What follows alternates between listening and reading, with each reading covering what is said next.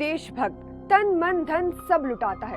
तिरंगा ही देश की बुनियाद को मजबूत बनाता है। नमस्कार, बहुत बहुत स्वागत है आपका। द न्यूज़ 15 देख रहे हैं आप और मैं आपके साथ हूँ सुम्बिका गुप्ता। स्वतंत्रता दिवस की आप सभी को हार्दिक शुभकामनाएं। आज ही के दिन देश की आजादी के मौके पर हर घर में तिरंगा फहराया जाता है। खुद प्रधानमंत्री लाल किले पर तिरंगा लहराते हैं। लेकिन क्या आप जानते हैं कि किसने यह तिरंगा बनाया? किसने देश के राष्ट्र ध्वज को डिजाइन किया? देश की आन बान और शान राष्ट्र ध्वज तिरंगा कितना महत्वपूर्ण है, ये एक भारतीय बखूबी जानता है। इसलिए तिरंगा बनाने वाले के बारे में जानना भी बेहद जरूरी है।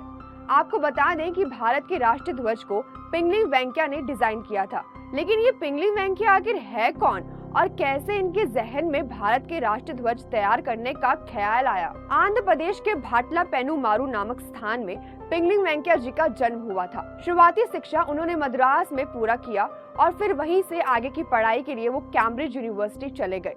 वहां से लौटने के बाद उन्होंने एक रेलवे गार्ड के रूप में काम किया। इसके बाद लखनऊ में एक सरकारी कर्मचारी के रूप में भी काम किया और फिर यहाँ से वो एंग्लो वैदिक महाविद्यालय में उर्दू और जापानी भाषा का अध्ययन करने लाहौर चले गए। पिंगली ने ब्रिटिश भारतीय सेना में भी अपनी सेवाएं दी थी। इस दौरान वे दक्षिण अफ्रीका के एंग्लो बोर युद्ध में भी शामिल हुए और यहीं पर उनकी मुलाकात महात्मा गांधी से हुई। हमारे देश भारत का राष्ट्र ध्वज होना चाहिए, इसका एहसास पिंगली वेंकैया को कैसे आया?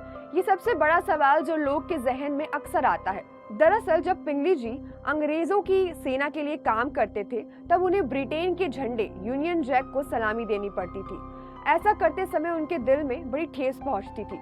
इससे उनके निजी जीवन पर काफी असर पड़ता था और यही वो पल था, वो क्षण था जब भारत के लिए एक राष्ट्र ध्वज की परिकल्पना ने जन्म लिया। पिंगली वेंकैया ने एक ऐसे झंडे के बारे में सोचा जो सभी भारतवासियों को एक धागे में पिरो कर रखे। इसके बाद पिंगली ने भारत में एक प्रतीक ध्वज होने की आवश्यकता को महात्मा गांधी के सक्षम रखा। बात राष्ट्र गौरव और प्रतीक की थी।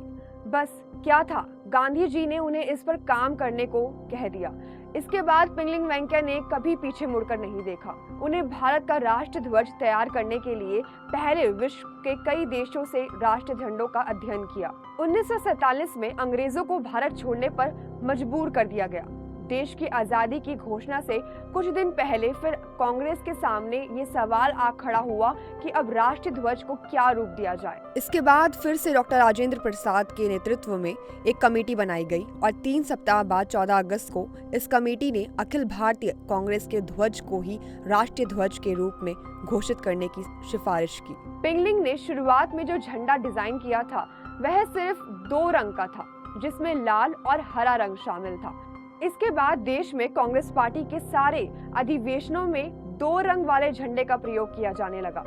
उस समय इस झंडे को कांग्रेस की ओर से आधिकारिक तौर पर स्वीकृति नहीं मिली थी।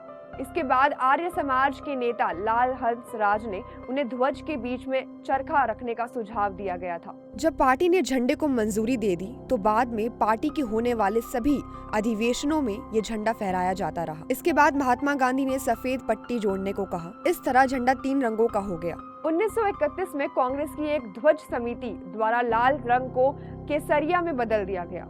आगे चलकर 22 जुलाई 1947 को चरखे को अशोक चक्र में बदल दिया गया। परिवर्तन के पीछे 2 कारण थे। सबसे पहला, अन्य राजनीतिक दलों के प्रतिनिधि नहीं चाहते थे कि कांग्रेस पार्टी का झंडा देश का झंडा बने। दूसरा, उनका यह भी मानना था कि चरखा देश की प्रगति को नहीं दर्शाता है।